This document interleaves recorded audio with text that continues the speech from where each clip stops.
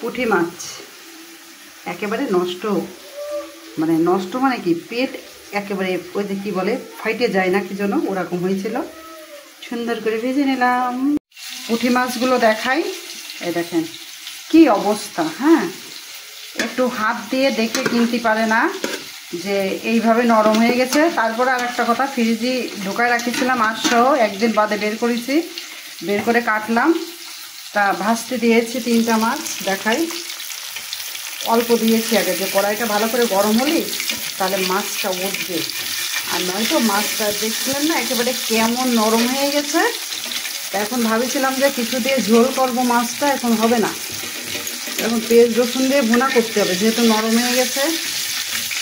আর একটু মনে হয় থাকবে, তারপরে ওটা সুন্দরভাবে উঠবে। এই জন্য আগে বেশি দিলাম না, যে বেশি দিলে তখন মাছ উঠতে সমস্যা হবে। এই জন্য মাথা লাগিয়ে রয়েছে, নিচ উঠে গেছে। এই যে উঠেছে একটার সাথে একটা, এই জন্য কম দিয়েছি যে মাছটা যাতে ভালোভাবে ওঠে। এই যে উঠেছে, যাক। এইবার ওর থেকে অন্যগুলো দিয়ে দেবো, যাক ভাঙিনি। এবার পাশে আরগুলো দিয়ে দিই। এই নরম মাছ ভাজতে গেলে আজ থেকে খুবই সমস্যা। একবারে যদি আমি বেশি দিতাম আমি কিন্তু তুলতে পারতাম না, মাছ লেগে লেগে যেত। আমি অল্প অল্প করে ভাজি করবো, তাহলে মাছগুলো তখন ভালোভাবে উঠবে।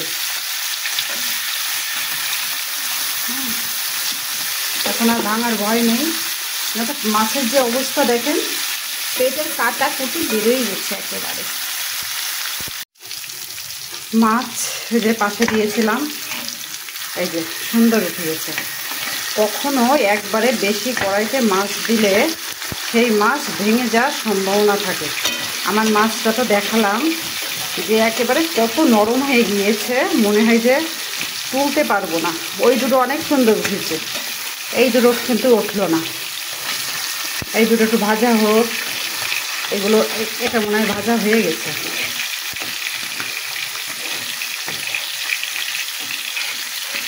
আর জাল কিনে দিয়েছি, নামিয়ে নিয়ে আরও দুটো দিয়ে দিই।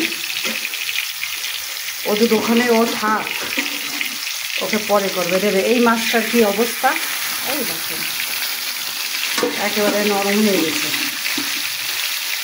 এটারও অবস্থা ভালো না, এটারও ভালো না। এরকম অল্প করে ভাজলে মাছগুলো সুন্দরভাবে উঠবে, এমনি এর কোনো অস্তিত্ব নেই। এই যে আর নেই, কয়টা এই দুটোর কী অবস্থা দেখি একে।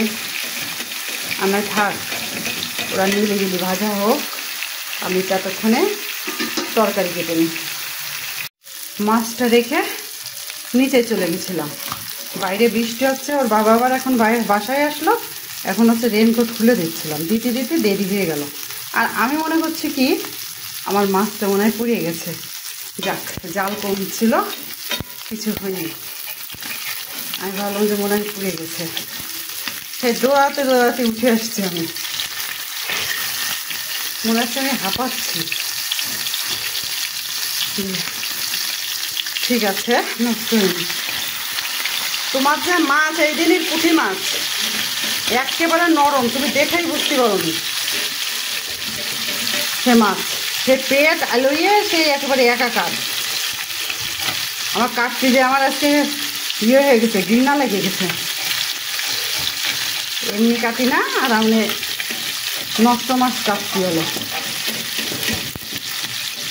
এই দুটো ও মানে রাগ করেছে, রাগ করে কড়ার সাথে একেবারে আইটে রয়েছে, বলছে যে আমি উঠবো না, তাই করছে।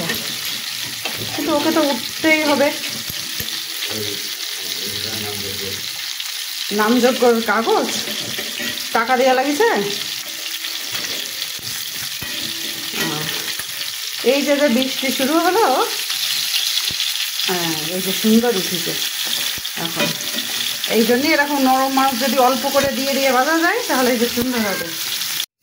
তেল দিয়েছিলাম রাঁধুনি, আর হচ্ছে গিয়ে রাঁধুনি বলে, হ্যাঁ রাঁধুনি, আর হচ্ছে গিয়ে কালো জিরে তেলে দিয়েছি, ওটা হয়ে গেছে। এখন পেঁয়াজ আর একটু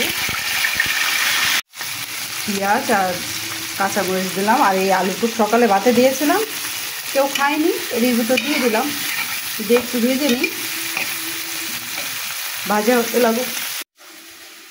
পুঁটি মাছ একেবারে নষ্ট, মানে নষ্ট মানে কি, পেট একেবারে ওই যে কী বলে ফাইটে যায় না কি জন্য, ওরকম হয়েছিল।